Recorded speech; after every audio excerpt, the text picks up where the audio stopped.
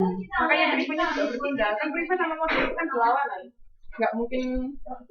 Recording finish itu apa itu? Nggak apa-apa. Kan soal saya bisa record. Berarti sudah selesai, Bu? Kan masih lanjut. 20 menit berlanjut.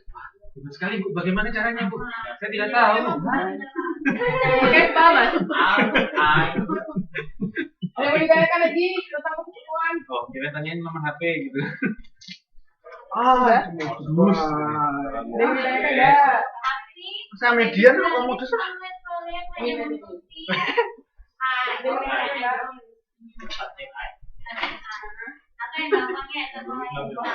Sudah jelas anak-anak? Jelas. Gimana? Pak, Yang lain lah.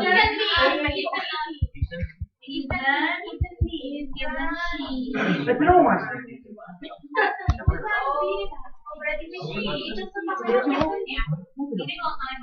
Ya, ini belajar saham-saham dulu aja deh. Soalnya yang utang lebih rumit. Belajar modul 9-nya nanti besoknya perhitungannya saham. Modul 7 sama 8 ya. Di perseroan. Jadi macam-macam badan usaha di Indonesia, Mas. Kalau mau gabung silakan ke sana. enggak, Bu. Enggak apa-apa.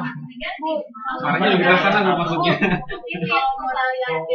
Dari mana misalnya gimana kita tahu question tag-nya lihat kalimatnya dulu. Pertama bisa I am and some. Itu kan present.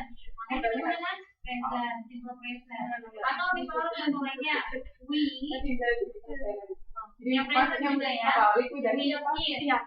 Jadi modalnya sudah nggak ada sisanya, makanya dari situ. Itu ada di apa ininya kata bantunya? Tubinya? Oh, R kita tahu R Don't be. Sus, ya ampun, gak ngajak-ngajak. mau apa dibagi? Nitip.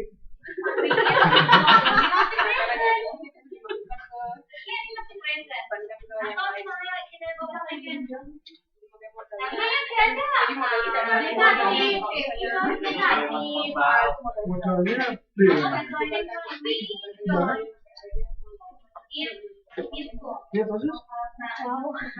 Oke, ini jenis-jenis badan usaha di Indonesia ya. Udah tahu kan koperasi itu apa? Udah tahu loh. Partnership. Nah, ini bisa termasuk. Terus yayasan itu non laba. Jadi dia nggak mencari laba kalau yayasan. Terus perusahaan juga ada perusahaan negara sama perusahaan daerah. PDAM, perusahaan daerah. Itu ada Perum Persero, terus perseroan terbatas nih yang akan kita bahas sekarang. PT. Jadi ada modal tertutup sama modal terbuka. Kalau PT tertutup itu sahamnya dimiliki hanya sama si pendiri perusahaan atau orang-orang tertentu saja. Tapi kalau terbuka, itu TBK kan. Pernah tahu kan perusahaan PT apa TBK? Pernah tahu? Mas dengar? Bidang garam TBK.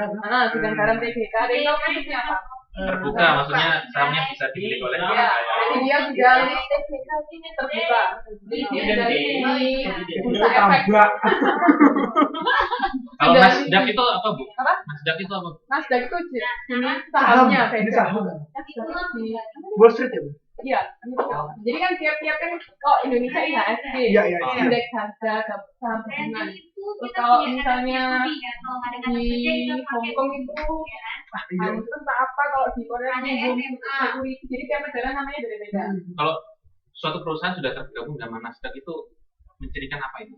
Ya, dia berarti sudah terbuka. Sahamnya dimiliki siapapun bisa memiliki saham itu.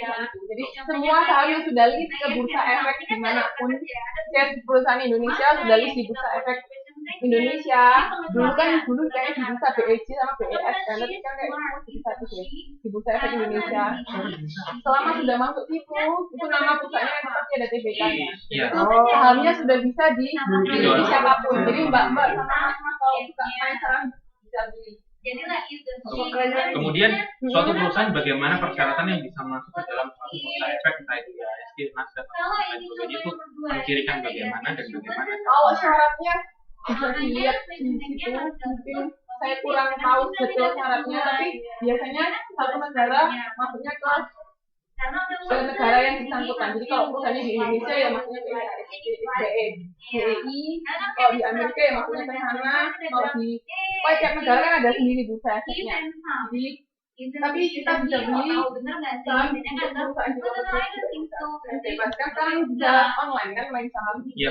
Ada situsnya kan. Saya lupa. Pokoknya ada waktu. Iya. Kalau untuk syaratnya apa bisa dilihat langsung di BEI mas. Itu mencirikan apa? Maksudnya suatu perusahaan ketika dia sudah open, saham yang sudah dimiliki orang lain itu menunjukkan apa manajemen yang berkualitas. Bisa seperti itu juga. Jadi dia sudah lebih terbuka sama umum. Maksudnya kan kadang-kadang kalau tertutup kan kayak misalnya pelaporannya kayak gimana kan tanggung jawabnya kan nggak terlalu luas. Tapi kalau dia sudah biasanya kalau mau expand lebih besar lagi dia akan ke bursa efek. Jadi langkah untuk memperbesar atau memperluas usahanya itu salah satunya bisa untuk list di bursa efek. Jadi kayak Facebook kan sekarang juga sudah oke, semakin mantap saya. Terima kasih. Oke, paham ya. Jadi itu kayak kalau ada yang namanya TBK, berarti kan sudah tahu ya sahamnya bisa di. Kalau pengen tahu bisa buka websitenya BEI Bursa Efek Indonesia. Di situ ada daftar semua perusahaan yang sudah list. Jangan ICW ya. Nah di sini karakteristik perseroan terbatas itu ada badan hukum tersendiri. Terus pemilikan pada perseroan dapat dipindah tangankan sama tanggung jawab utang terbatas. Kan kemarin kalau persekutuan tanggung jawabnya terbatas apa nggak terbatas?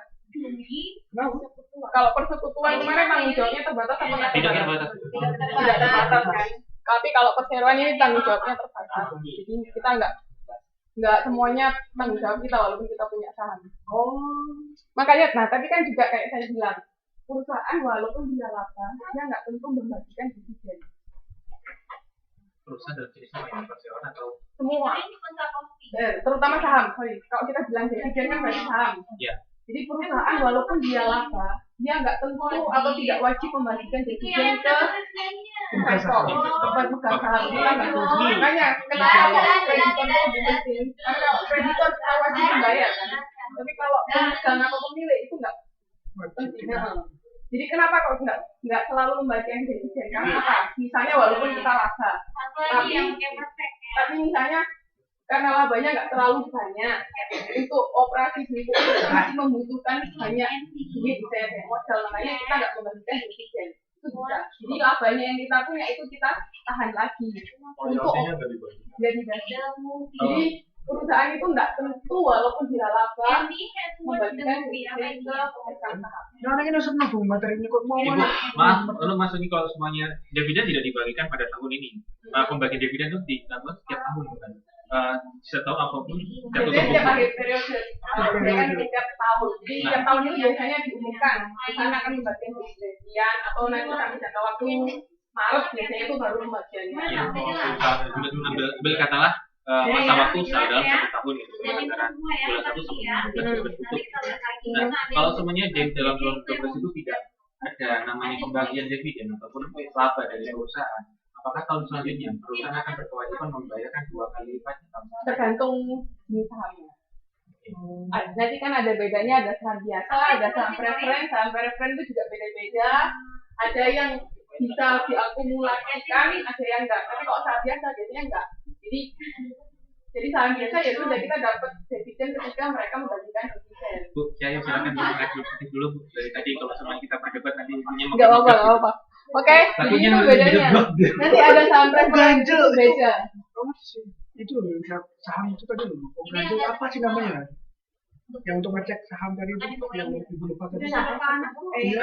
Bukan ya yang softwarenya ya yang software tadi apa sih? aplikasinya. Ganjil ya makanya sih ganjil udah gitu bu.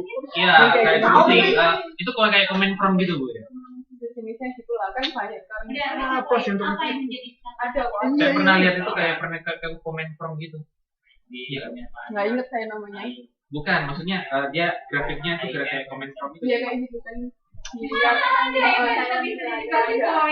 Iya, tanya. di juga ada. Bukan hukum ya.